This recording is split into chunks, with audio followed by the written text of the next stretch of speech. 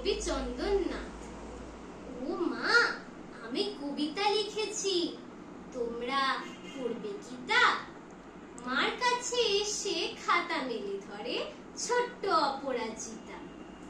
মুখ রাগি চোখ মেলে মা তাকে বলে, মাথা কি খারাপ হলো?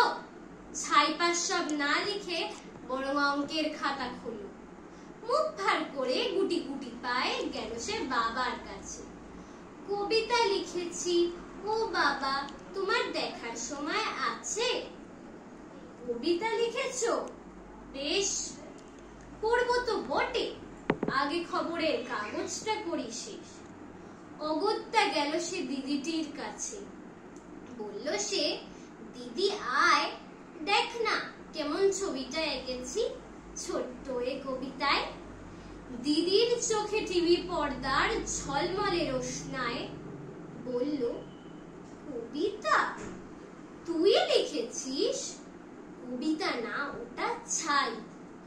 অপরাজিতার ঠোঁট থরথর, বুকে কান্নার ঢেউ। তার লেখায় প্রথম কবিতা দেখলো না পড়ে কেউ। একলা ঘরে বসে সামনে তাকালে মালাতে সাজানো ছবি, স্নিগ্ধ দু চোখে রয়েছেন চেয়ে সহজ পাঠের কবি। কবিতার খাতা মেলে সে ধরল, ঠোঁট দুটো থর থর।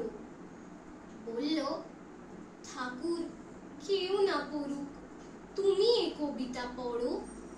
কি জানি কি করে কি যে হয়ে গেল, এ কথার সাথে সাথে রবি ঠাকুরের মালা থেকে ফুল ঝরল সে খাতাটা। মনে হলো তার যেন সামনে তাকিয়ে বুঝি রবীন্দ্রনাথ। মাথার উপরে রাখলেন তার আদর মাখানো হাত। নমস্কার।